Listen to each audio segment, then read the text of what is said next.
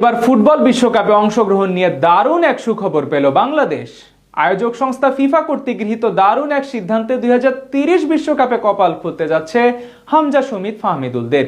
কি সেই সিদ্ধান্ত, যাতে বিশ্বকাপে অংশ নেওয়ার ক্ষেত্রে বাংলাদেশের মতো পিছিয়ে পড়া দলগুলোর জন্য সম্ভাবনার নবদুয়ার উন্মোচিত হতে যাচ্ছে, সে কথাই জানবো। ফুটবলের বিশ্বমঞ্চে লাল সবুজের জার্সি গায়ে মাঠ মাতাচ্ছেন হামজা চৌধুরী, সমিত সোম, ফাহমিদুলরা। এমন দৃশ্য শয়নের স্বপ্নে লালন করেন ফুটবল প্রেমী বাংলাদেশিরা।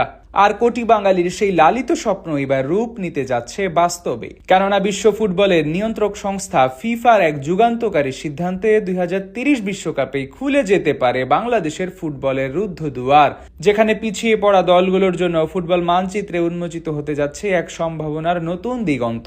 আসন্ন 2026 বিশ্বকাপে প্রথমবারের মতো মাঠ মাথাবে 48টি দল। উত্তর আমেরিকার এই আসর শুরু হতে এখনো সপ্তাহ তিনেক বাকি, কিন্তু ফুটবল প্রেমীদের চমক দিয়ে এর মধ্যেই আলোচনা শুরু হয়ে গেছে আরো বড় এক কর্মযজ্ঞের। 2030 সালে স্পেন, মরক্কো, পর্তুগাল বিশ্বকাপে দলের সংখ্যা 48 থেকে বাড়িয়ে এক লাফে 66 করার চিন্তা ভাবনা করছে ফিফা। স্প্যানিশ খ্যাতনামা সংবাদ মাধ্যম AS তাদের এক বিশেষ প্রতিবেদনে এই চাঞ্চল্যকর তথ্যটি প্রকাশ করেছে। এমনিতে ফুটবলের ইতিহাস ঘাটলে দেখা যায় 1998 থেকে 2022 সাল পর্যন্ত দীর্ঘ সময় 32 দলের শ্রেষ্ঠত্বের লড়াই দেখেছে গোটা বিশ্ব। তবে ফুটবলের বিশ্বায়নে সব দেশকে সামিল করতে 2026 বিশ্বকাপে দলের সংখ্যা বাড়িয়ে করা হয় 48। আর এবার বিশ্বকাপের শতবর্ষ পূর্তির আসর 2030 কে আরো জমকালো ও অন্তর্ভুক্তিমূলক করতে দলের সংখ্যা আরো 18টি বাড়ানোর জোর আলোচনা চলছে বিশ্ব ফুটবলের অন্দরমহলে। স্প্যানিশ সংবাদ মাধ্যমের দাবি, কয়েক মাস আগে দক্ষিণ আমেরিকান ফুটবল কনফেডারেশন কনমেবল এর পক্ষ থেকে এই 46টি দলের প্রস্তাবটি ফিফার গোল টেবিল বৈঠকে তোলা হয়েছিল। মূল উদ্দেশ্য ছিল একটাই, বিশ্বকাপের মূল পর্ব থেকে সবসময় বঞ্চিত থাকা দেশগুলোকে বিশ্বমঞ্চে লড়াইয়ের সামিল করা। শুরুতে এটিকে কেবলই প্রাথমিক আলোচনা মনে হলেও বর্তমানে বেশ কয়েকটি প্রভাবশালী ফুটবল ফেডারেশন এই প্রস্তাবে দারুণ আগ্রহ দেখিয়েছে। ফলে অবাস্তব মনে হয় প্রস্তাবটি এখন বেশ শক্ত রূপ ধারণ করছে।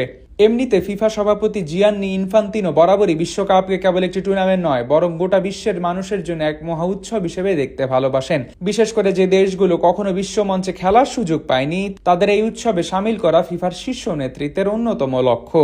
আর এই 66টি দলের প্রস্তাব যদি সত্যি সত্যি আলোর মুখ দেখে, তবে স্বাভাবিকভাবে এশিয়া অঞ্চলের কোটা নাটকীয়ভাবে বৃদ্ধি পাবে। আর ঠিক এই সুযোগেই কপাল খুলে যেতে পারে বাংলাদেশের মতো ফুটবল প্রেমী দেশের। দল সংখ্যা বাড়ালে যে মাঠের সমীকরণ কতটা বদলে যায় তার সবচেয়ে বড় প্রমাণ তো আসন্ন 2026 বিশ্বকাপই। দল সংখ্যা 48 উন্নীত হওয়ায় সুবাদে এবার ফুটবল বিশ্বের মহাযজ্ঞে অভিষেক হতে যাচ্ছে কেপ ভার্দে, কুরাসাও, জর্ডান ও উজবেকিস্তানের মতো দলগুলোর। আর এই দলগুলোর বিশ্বকাপ যাত্রা দেখে ফিফার নীতি নির্ধারকদের আত্মবিশ্বাস এখন তুঙ্গে।